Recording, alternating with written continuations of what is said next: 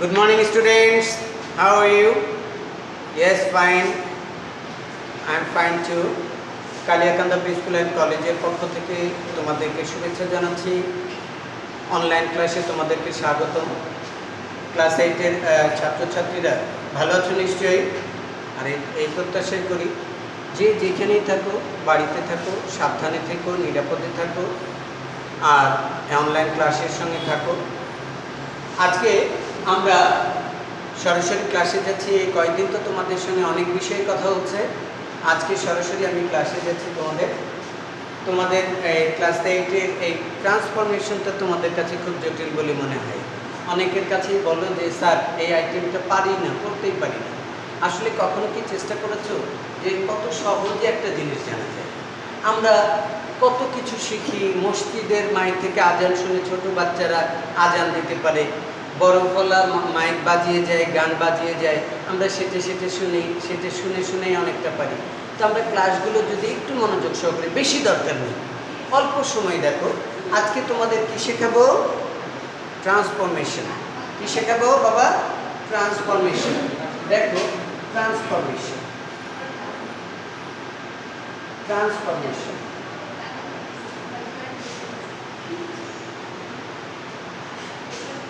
Transformation হলো একটা বাক্য থেকে আরেকটা বক্তব্যে রূপান্তর করা, তাই না?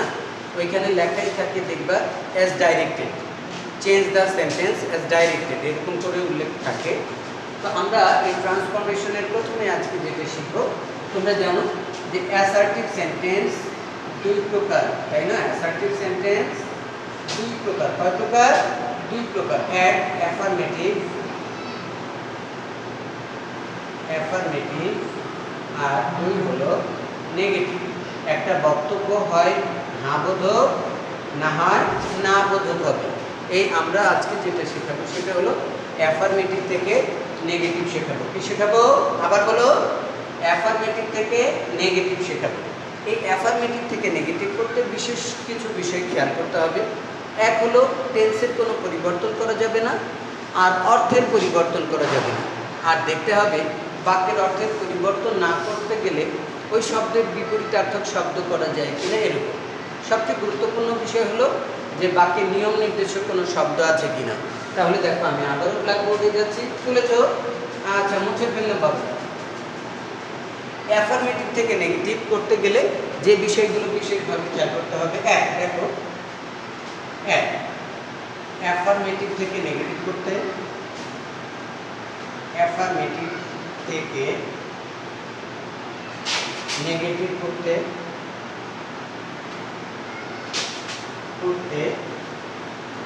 যে বিষয়গুলো বিশেষভাবে খেয়াল করতে হবে, এই বিষয়গুলো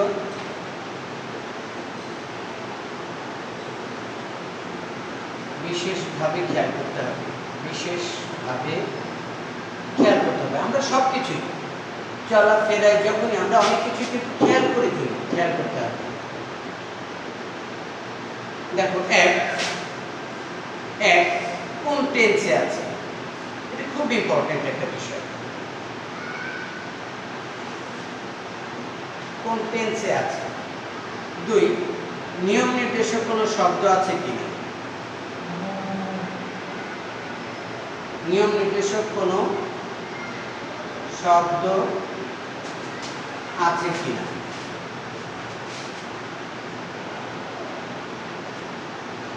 তিন, কিওয়ার্ডের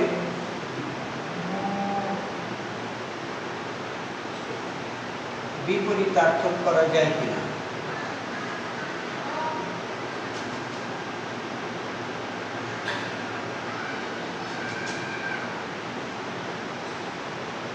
এই কয়েকটা বিষয় আমরা বিশেষভাবে খেয়াল করব। দেখেছো, তুলে নিয়েছো বাবারা? আমি আবারও বলছি, দেখো, অ্যাফার্মেটিভ থেকে নেগেটিভ করতে যে বিষয়গুলো বিশেষভাবে খেয়াল করতে হবে। এক, কোন টেন্সে আছে, কেননা টেন্স বেসড, ইংরেজি গ্রামারটা হলো টোটালি কিন্তু টেন্স বেসড, তোমরা জানো। এরপর যেটা, নিয়ম নির্দেশক কোনো শব্দ উল্লেখ আছে কিনা, যদিও সবচেয়ে গুরুত্বপূর্ণ হলো এটা, নিয়ম নির্দেশক কোনো শব্দ আছে কিনা, নিয়ম নির্দেশক কোনো শব্দ আছে কিনা। আর কিওয়ার্ডের বিপরীতার্থক শব্দ করা যায় কিনা, বিপরীতার্থক করা যায় কিনা। ঠিক আছে, আমি পরবর্তীতে যাচ্ছি। দেখো তাহলে প্রথমেই যে কথাটা, যে নিয়ম নির্দেশক শব্দ আমরা বেশি না, 3-4টা 4-5টা যেটা আমার মাথায় থাকে যতক্ষণ আমি পারি ততক্ষণ, বেশি না। দেখো রুল 1 দেখা যায়, রুল 1 অনলি বা অ্যালোন দিয়ে বোধক থাকলে, অনলি বা অ্যালোন, অনলি বা অ্যালোন দিয়ে অ্যাফার্মেটিভ থাকলে, অ্যাফার্মেটিভ থাকলে none but, nothing but,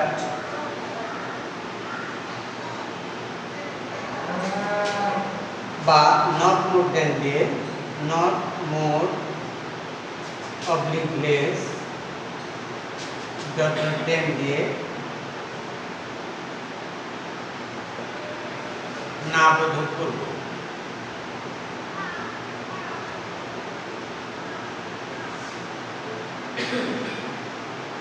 দেখো অনলি বা অ্যালোন দিয়ে বোধক থাকলে বা অনলি বা অ্যালোন দিয়ে অ্যাফার্মেটিভ থাকলে নান বাট, নাথিং বাট বা নট মোর দেন বা নট লেস দেন দিয়ে নেগেটিভ করব। কেমন করে করব? এখানে কিছু কথা আছে, এই কথাটা লিখে নাও। অনলি বা অ্যালোন দিয়ে বাক্য থেকে যদি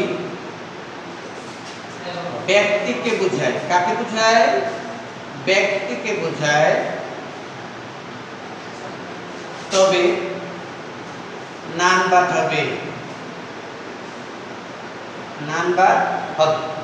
অনলি বা অ্যালোন দিয়ে যদি ব্যক্তিকে বোঝায়, বাক্য থেকে যদি কাকে বোঝায়? ব্যক্তিকে বোঝালে নান বাট, ব্যক্তিকে বোঝালে নান বাট, ব্যক্তিকে বোঝালে নান বাট। দেখো বস্তুকে বোঝালে, বস্তুকে বোঝালে নাথিং বাট হবে। কি হবে? নাথিং বাট হবে, নাথিং বাট হবে। আর সংখ্যা, পরিমাণ, বয়স, সংখ্যা, পরিমাণ বা বয়সকে বোঝালে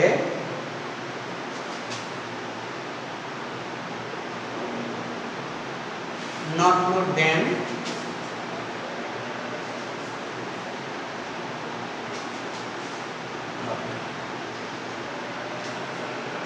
দেখো অনলি বা অ্যালোন দিয়ে বোধক থাকলে none but, nothing but, not more than হবে। এটাও পরিষ্কার বুঝতে পেরেছো যে ব্যক্তিকে যদি বোঝায় অনলি বা অ্যালোন দ্বারা, যদি ব্যক্তিকে বোঝায় তাহলে নান বাট, বস্তুকে বোঝালে নাথিং বাট, আর সংখ্যা, পরিমাণ বা বয়সকে বোঝালে নট মোর দেন হবে।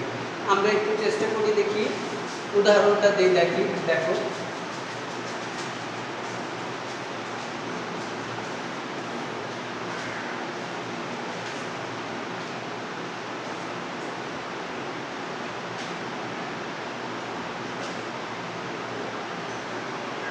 only the graduate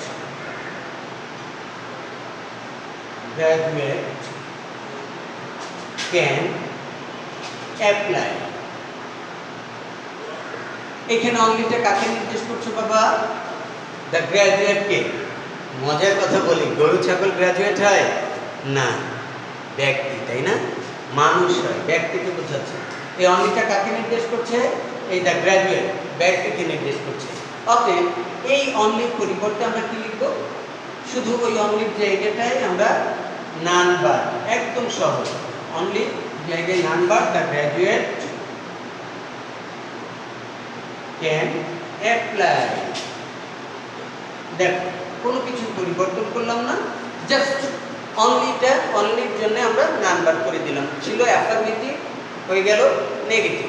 এখানে খেয়াল করবো অনলি বা অ্যালোন যেখানেই থাকুক না কেন, ও যাকে নির্দেশ করবে তার পূর্বে কিন্তু বসবে। যেমন দেখো Mary, Mary went to the river alone। নিয়ম নির্দেশক কি পেয়েছো? অ্যালোন। হ্যাঁ, এখানে নিয়ম নির্দেশক কি পেয়েছি? অ্যালোন। অ্যালোনটা কোথায় আছে? সবার শেষে আছে। কিন্তু এই অ্যালোনটা কাকে নির্দেশ করছে? Mary went to the river alone. Mary নদীতে গিয়েছিল একাকী। এই এই যে অ্যালোনটা কাকে নির্দেশ করছে? মেরিকে। মেরি কি ব্যক্তির নাম না? ব্যক্তিবাচক না? তাহলে অ্যালোনটা শেষেও যদি থাকে তা আমাদের কিন্তু সমস্যা নেই। ও যাকে নির্দেশ করছে তার পূর্বেই আমরা লিখি। তাহলে ওই অ্যালোনের জন্য আমরা কি লিখবো? নাম্বার। দেখো number, number, number Mary went to the river. অ্যালোনের জায়গায় আমরা নাম্বার লিখলাম, যার জন্য এটা। মোট কথা হলো অনলি অ্যালোন দিয়ে থাকলে নাম্বার করবো, যদি ব্যক্তিকে বোঝায় তাহলে নাম্বার। বুঝতে পেরেছো? এরপরেরটা দেখো, এই অনলি থেকেই যদি ব্যক্তিকে না বুঝিয়ে বস্তুকে বোঝায়, কাকে বোঝায়? বস্তুকে বোঝায়, তাহলে কি করব আমরা? নাথিং বার করব। কি করব? নাথিং বার করব।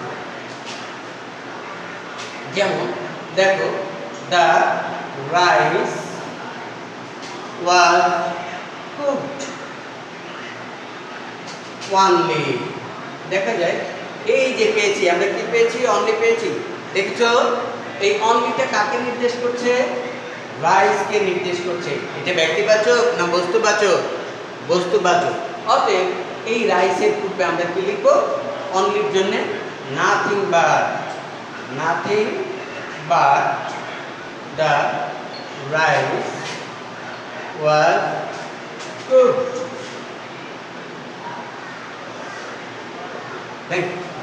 এরপর দেখো, এটি যদি বয়সকে নির্দেশ করে, সংখ্যা বা পরিমাণকে নির্দেশ করে, তাহলে আমরা কি ওই অনলির জায়গায় আমরা কি লিখব? নট মোর দ্যান লিখব।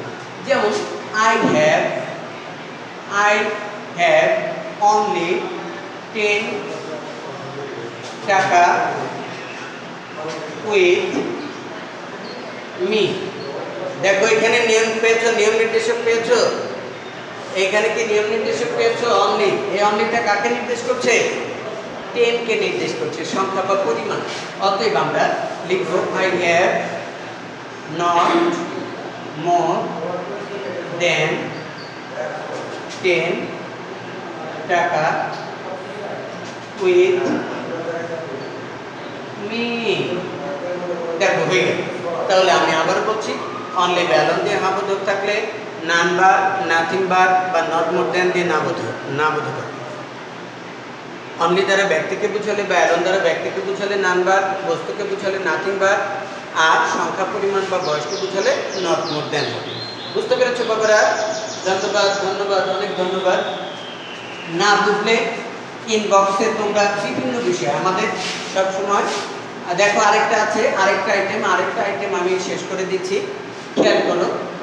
এভরি দিয়ে যদি নাবোধক থাকে, এভরি দিয়ে সহজ করে, ছোট করে, আমরা অনেক বড় লাইন আমাদের মাথায় থাকে না, কিন্তু ছোট ছোট শব্দগুলো কিন্তু আমাদের মাথায় থাকে। একটা শব্দ এই যে এভরি দিয়ে অ্যাফার্মেটিভ থাকলে, এভরি দিয়ে অ্যাফার্মেটিভ থাকলে